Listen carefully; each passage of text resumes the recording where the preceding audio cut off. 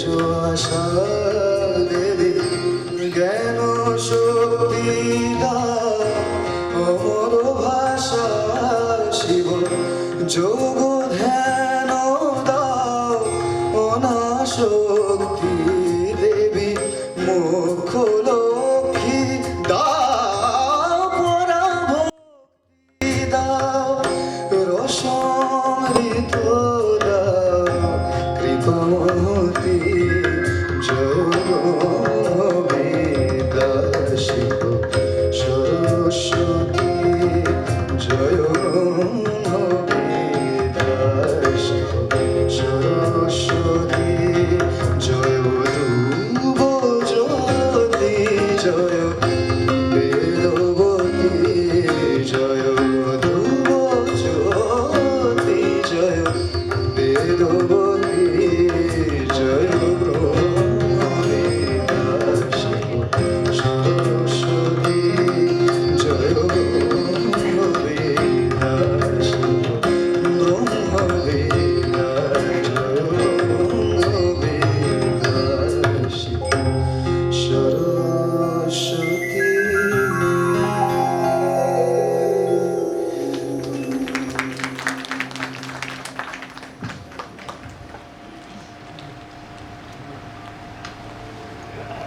নমস্কার, শুভ সন্ধ্যা।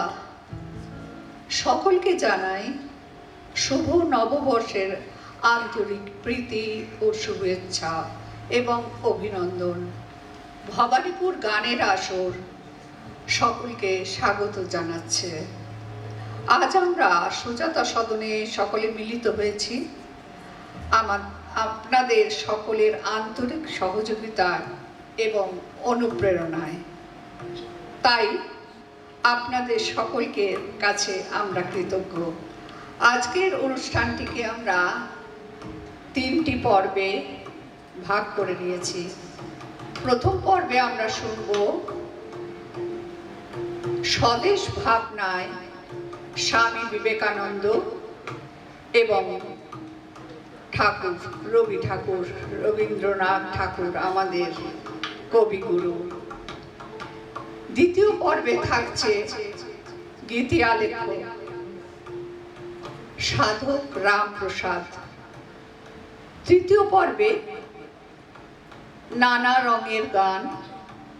এই পর্বে আমরা সলিল চৌধুরী মহাশয়, নচিকেতা ঘোষ ও গৌরীপ্রসন্ন মজুমদারকে আমরা এর সঙ্গে শতবর্ষে পূর্ণ হলো মহানায়ক উত্তম কুমারকে আমরা শ্রদ্ধা নিবেদন করব। তাছাড়া থাকবে মাটির গান এবং সবে সবেই আমাদের চড়কের মেলা গেল, সেই উপলক্ষেও একটি গান থাকবে। আমরা শেষ করব মাটির গানটি দিয়ে। এখন একটি বিশেষ অনুরোধ, সবাই কিন্তু শেষ অবধি অনুষ্ঠানটি দেখবেন, না হলে আমাদের ঠিক অনুপ্রেরণাটা ঠিক মতো পাবো না। আমাদের প্রথম নিবেদন স্বদেশ ভাবনায় স্বামীজি ও রবীন্দ্রনাথ, মূল ভাবনায় মলি সেন ও তুহিনা চট্টোপাধ্যায়। এবার আমরা শুনব স্বদেশ ভাবনায় স্বামী বিবেকানন্দ রবীন্দ্রনাথ ঠাকুর।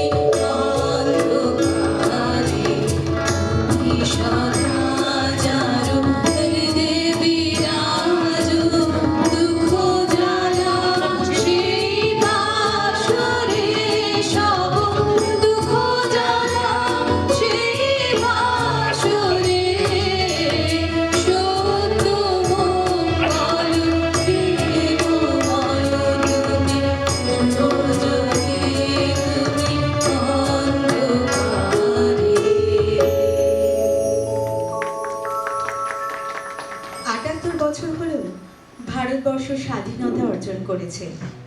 আজ আমরা স্বাধীন ভারতের নাগরিক। এই স্বাধীনতা অর্জনের পথটি কিন্তু একেবারেই মসৃণ ছিল না।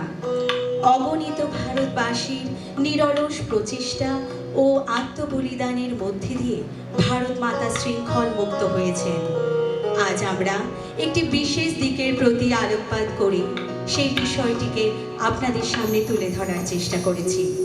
বিষয়টি হলো স্বদেশ ভাবনায় স্বামীজি ও রবীন্দ্রনাথ ঠাকুর।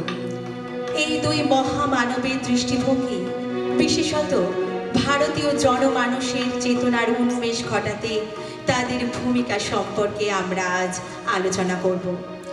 স্বামীজি ভারতে আধ্যাত্মিকতার প্রচার করেছেন। স্বামীজির মাধ্যমে সমস্ত বিশ্ব জেনেছে ভারতবর্ষকে, আর কবিগুরুর মাধ্যমে সমস্ত বিশ্ব বাংলার সুষমার সঙ্গে পরিচিত হয়েছে। রবীন্দ্রনাথ কবিত্বে, নাটকে, উপন্যাসে, সঙ্গীতে অদ্বিতীয়, আর স্বামীজি আধ্যাত্মিকতায় একমেবা দ্বিতীয়ম। তিনি আমাদের পথপ্রদর্শক। এরা দুজনেই দেশপ্রেমিক এবং সমাজ সংস্কারক। স্বামীজি তার লেখনীর মধ্যে দিয়ে এবং রবি ঠাকুর তার সঙ্গীত ও কবিতার মধ্যে দিয়ে ভারতীয় যুব সমাজকে উদ্বুদ্ধ করেছিলেন। আজ আমরা স্বামীজির স্বদেশ ভাবনা ও রবীন্দ্রনাথ ঠাকুরের গানের মধ্যে দিয়ে দেশ ও মাতৃকার চরম বন্দনা করব।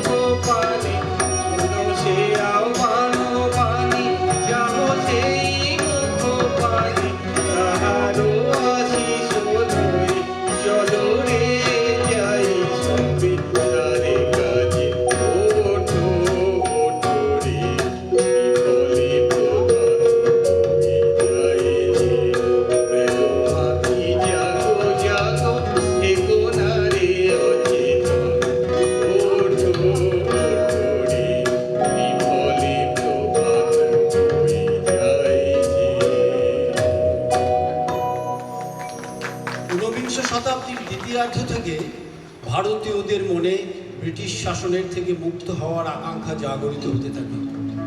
বিশেষত ব্রিটিশ শাসনে শতবর্ষ পূর্ণ হয় 1857 সালে সিপাহী বিদ্রোহের সময়, এবং তখন থেকেই ভারতীয়রা স্বপ্ন দেখতে থাকে পরাধীনতার শৃঙ্খল মুক্ত ভারতে। ভারতীয়দের এই আকাঙ্ক্ষার কথা প্রকাশ পায় একজন অভারতীয় ব্যক্তির রচনায়। তিনি হলেন লুই ভিভিয়ান ডিরোজিও, এক বিরল প্রতিভার অধিকারী পর্তুগিজ তনয়। দেশের জন্য ব্যথা, দেশের পরাধীনতার মর্মদাহ, এর জন্য পটভূমি আগেই তৈরি ছিল। সেই পটভূমি যথার্থ রূপ পেল 1893 খ্রিস্টাব্দে আমেরিকায় স্বামী বিবেকানন্দের আবির্ভাবে।